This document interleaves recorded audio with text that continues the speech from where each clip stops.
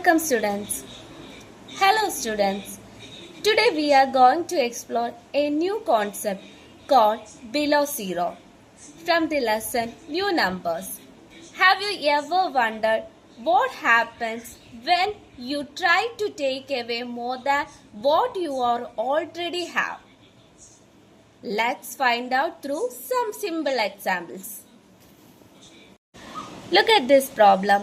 Imagine you have rupees 2 in your pocket, but you need to pay a friend rupees 3. What will be your balance? What does this mean? We know that 2 minus 2 leaves us with 0. But we still need to subtract one more to reach a total of 3. When we go below 0, we get minus 1. So, 2 minus 3 is equal to minus 1. Let us take another example. Find 3 minus 5. In this case, 3 minus 3 is equal to 0. Now we need to subtract 2 more. 0 minus 2 is equal to minus 2. So, 3 minus 5 is equal to minus 2. Look at the number line. We start from 3 and moves 5 steps to the left. After reaching 0, we continue moving left and reach minus 2. When we go below 0, we get negative numbers. Numbers that have a minus sign are called negative numbers. Now look at the definition on the screen. Numbers written with a minus sign are called negative numbers. So the numbers shown here like minus 1, minus 2, minus 4 and minus 6 are all negative numbers. Let's look at the real life example. The question is, there are 25 questions in a test. Each correct answer get 2 marks. For each wrong answer, 1 mark is subtracted. If 19 answers are correct, 6 are wrong. Then what is the total score? That was the question. The total score would be calculated as 19 into 2. Minus 6 is equal to 19 into 2, which is equal to 38. 38 minus 6, which gives 32. This is a positive number. Numbers without a negative sign are called positive number. Here, the total score is written as 32 because for 19 answers, correct answers, we multiply by 2 marks each. Since there are 6 wrong answers and each wrong answer subtract 1 mark, we subtract 6 from the total. But what if the situation changes? The situation is, suppose there are 6 correct answers and 19 wrong answers. Let's compute the total score, which gives 6 into 2 minus 19 is equal to 12 minus 19, which is equal to 12 minus 19 is minus 7. Now the result is negative because we went below 0. Sometimes we even need negative fractions. Here is a question. There are 10 questions in a test. Each correct answer gets 1 mark. For each wrong answer, 1 by 2, which means half. Half is subtracted.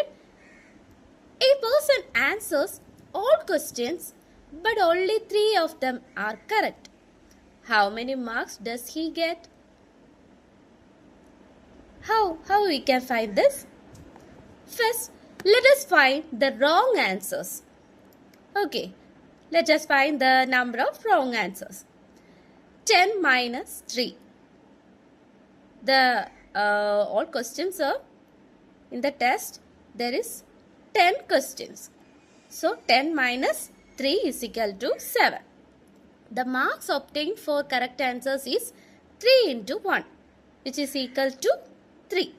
The mark lost for wrong answers, which is equal to 7 into 1 by 2 or half, which is equal to 3 1 by 2. We know that 3 minus 3 is equal to 0.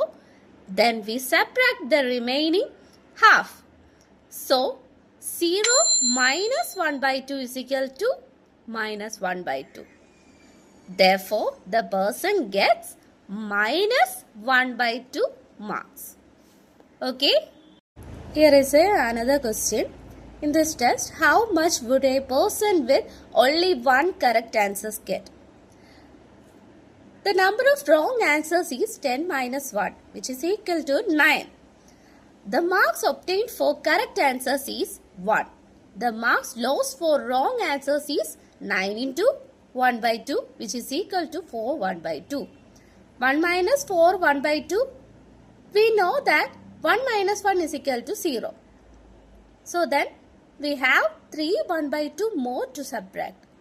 1 minus 4 1 by 2, which is equal to 0 minus 3 by 2, which is equal to minus 3 1 by 2. Therefore, the person gets minus 3 1 by 2 marks. Okay? We have already learned about positive and negative numbers. Now, what about the number 0? Look at the number line shown in the screen. 0 is at center of the number line. It is neither a positive number nor a negative number. In conclusion, subtracting a positive number from a smaller positive number, which gives the negative of the number got by subtracting the smaller from the larger. We can express this using algebra. X minus y, which is equal to minus of y minus x, for all 0 less than x less than y. Here, if x and y are positive number and y is greater than x, then x minus y is equal to minus of y minus x. Here is an example.